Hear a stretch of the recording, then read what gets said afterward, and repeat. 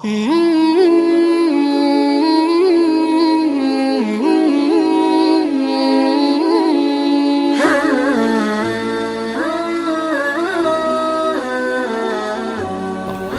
dengan hukum zina. Zina Pak, tidak main-main Pak. Makanya orang yang tidak sabar terhadap pelaku zina itu Masya Allah siap-siap untuk menghadapi adab yang pedih kelak pada waktu di akhirat. Di dunia aja berat Pak. Hukuman rajam, kalau kita baca di dalam kitab Syarah Riyadhus Shalihin oleh Syekh Utsaimin, hukuman rajam ditaruh di dalam tanah. Orang terkunci rapat tangan dan kakinya oleh tanah, sisa kepalanya saja. Dia persiapkan batu, tapi batu yang dipersiapkan tidak boleh batu yang besar, yang sekali jatuh ke kepala pecah batunya, pecah kepalanya langsung mati, tidak boleh. Batu yang sedang kecil-kecil, kerikil-kerikil gitu, sebulan tidak mati-mati, tidak boleh juga. Tapi batunya yang sedang. Kemudian Syekh Utsaimin menerangkan, kenapa batunya harus yang sedang? Supaya ketika dilemparkan kepada orang yang sedang berzina, ketika dirajam, dia tidak langsung mati. Dia merasakan dulu perihnya ketika dilempari itu, dari ujung rambutnya sampai ujung jempolnya. Sebagaimana nikmat yang dia rasakan ketika dia berzina, ujung rambutnya sampai ujung jempolnya itu merasakan semua kenikmatan yang haram, dan tidak ada kenikmatan yang paling dibenci oleh Allah kecuali kenikmatan yang jatuh dan didapatkan ketika orang itu berzina. Makanya sampai sedahsyat itu Pak. Makanya sampai kemudian para salaf itu berkata, az-zina dainun wa qada'uhu fi ahlihi. Zina itu utang Pak. Zina itu utang. Siapapun yang pernah berzina dengan seseorang, maka dia akan hutang. Anak-anaknya ada yang nanti dizinain sama orang. Makanya Imam Syafi'i rahimahullahu ta'ala, sampai kemudian beliau kalau sudah disebutkan dosa tentang zina, berubah wajahnya dan berkata, al-bala, al-bala, al-bala. Imam Syafi'i itu kalau sudah disebutkan kata zina Pak, tidak ada kata yang dia sampaikan kecuali satu, bala, bala dan bala. Sampai tikus yang ada di dalam rumah itu akan mendapatkan balanya ketika penghuni rumah itu melakukan zina. Sampai tikus di dalam lubang itu. Saking kerasnya adab yang diperlakukan kepada orang yang berzina. Makanya tidak main-main zina itu. Makanya sampai orang yang bertobat sekalipun kalau sudah berzina Pak, kalau sudah bertobat itu tidak menghapuskan jejak zinanya.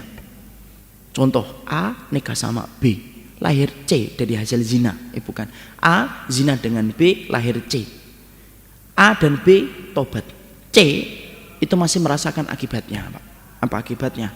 C itu tidak bisa bernasab kepada bapaknya, tidak bisa C bin A, tidak bisa. Saling mewarisi, tidak bisa.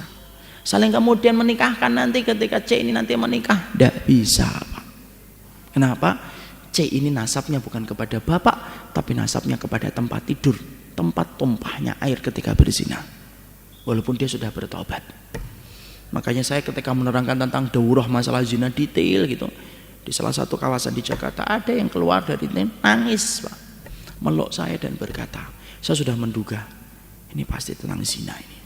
Nangis beliau berkata, saya punya anak Ustadz Putri kelas 3 SMP, dan saya dulu mendapatkan itu di luar pernikahan, Masya Allah. Tapi saya sudah bertobat sama istri saya, tampilannya sudah berubah Pak. Orang mungkin nggak menduga. Bolehkah saya Ustadz nanti kalau putri saya menikah, saya nikahkan Ustadz? Tidak bisa Pak. Kalau saya bisa hapuskan hukumannya, saya hapuskan Pak. Tapi hukum Allah tidak bisa dihapus. Bapak harus sabar, dan itu merupakan bagian dari proses Bapak taubat. Nangis, apa yang bisa saya lakukan? Tidak bisa saya lakukan apa-apa. Disitulah dari para ulama mengatakan apa? Dosanya zina tidak menghapuskan jejaknya. Saking beratnya itu. Makanya tidak ada aturan Pak detail yang mengatur hubungan laki-laki dan perempuan kecuali apa? Islam Pak. Kenapa? Karena semangatnya Islam itu menutup rapat pintu perzinahan. Sampai kita dapatkan kan, Masya Allah dalam Islam diatur laki-laki dan perempuan. Sampai di masjid perempuan harus di belakang, laki-laki di depan. Perempuan ketika mengingatkan imam tidak boleh dengan suara, tapi harus dengan telepukan tangan begini. Laki-laki baru boleh dengan suara supaya tidak menimbulkan fitnah bagi laki-laki ketika mendengar suara itu. Bapak kalau jalan tidak boleh di belakang perempuan Pak, kalau menurut salafus saleh itu. Karena sesungguhnya para ulama itu mengatakan kafa bil aib, cukuplah orang itu aib kalau kemudian dia jalan di belakang perempuan Pak. Kenapa? Orang yang jalan di belakang perempuan, setan itu nempel pada belakang perempuan dan menjadikan belakang wanita itu tampak indah. Masya Allah, sampai segitunya Pak. Makanya kalau bapak jalan tiba-tiba di depannya akhwat-akhwat, tolong malah jangan dinikmatin di belakang, disalip ahwatnya. Dan ahwatnya itu kalau disalib jangan GR. Ih, ikhwannya ngejar saya, bukan ngejar kamu. Dia mau nyalip kamu supaya kemudian tidak di belakangnya. Masya Allah, Pak. Sampai urusan itu. Sampai bapak ketika punya istri boleh nggak mesra-mesra di depan orang? Nggak boleh, Pak. Mencium jidat istrinya di depan orang, ciuman, walaupun itu istrinya. Lu itu istri saya sendiri, Ustaz. Lu yang bilang istri tetangga itu ya sopo.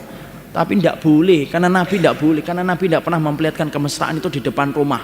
Semua kemesraan itu di balik rumah, di balik pintu. Mau apapun di balik pintu silahkan, tapi kalau di luar pintu tidak boleh. Kenapa? Untuk menjaga hati orang yang punya penyakit kotor supaya tidak tertarik untuk melakukan zina gara-gara melihat pemandangan itu. Coba sampai sedetail itu. Kenapa? Supaya menghindarkan orang dalam zina.